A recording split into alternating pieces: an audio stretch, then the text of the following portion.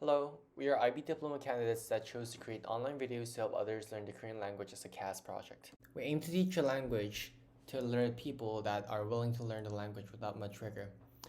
We chose this specific language as it is a language that we are familiar with and as it is a language that has written records of how it was created along with how each letter is associated with the symbol or form. This makes it easier for people to pick up the language.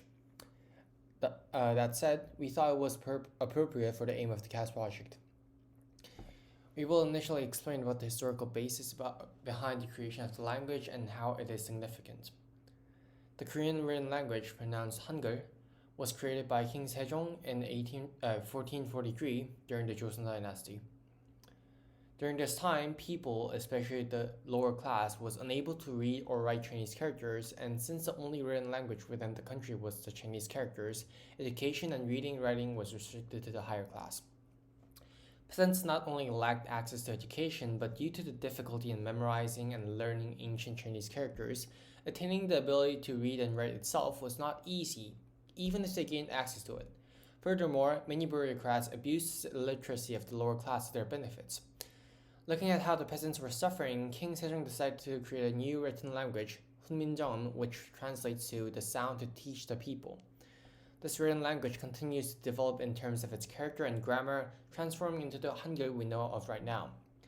As we are teaching Hangeul rather than Hunminjeom, we focus more on the Hangeul and the characters that we have in the language of the current day. This language, Hangeul, is one of the only languages we know who created and the process of which the language is created. Furthermore, it is who created the language that makes the language even more significant.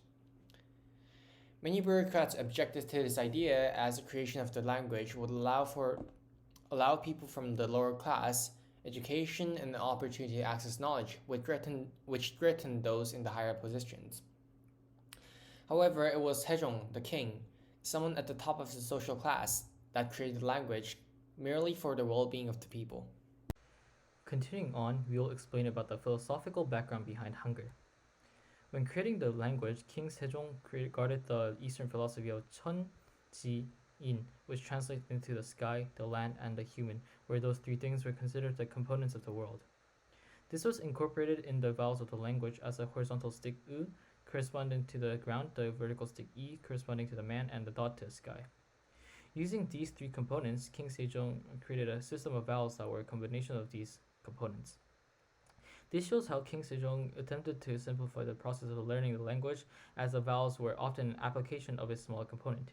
And we can also see how the Eastern philosophy that all things in the world can be interpreted through the lens of man, sky, and earth was applied to show how all, if not most, sounds can be imitated through the combination of these three components. Lastly, we'll elaborate on the scientific basis of Hangeul. While Eastern philosophy was regarded when creating the vowels of the language, science and oral structures were regarded when consonants were created. Similar to the vowels of the language, the consonants of the language also have a number of basic components which diverge to more kinds of consonants. For example, the consonant siut can transfer into siut with a line added on top of the siut. The fundamental consonants King Sejong created were giok, yun, mu, shut, and yun. As a person with a great interest in the field of oral sciences, he inputted such knowledge into his language. So for each of the fundamental consonants, there is a correlating section of the oral structure. Giok is the shape of the tongue touching the uvula. Yun is the shape of the tip of the tongue touching the gums. Mium is the shape of the mouth. Siut is the shape of the tooth, as in including the roots of the tooth. Yung is the shape of the throat.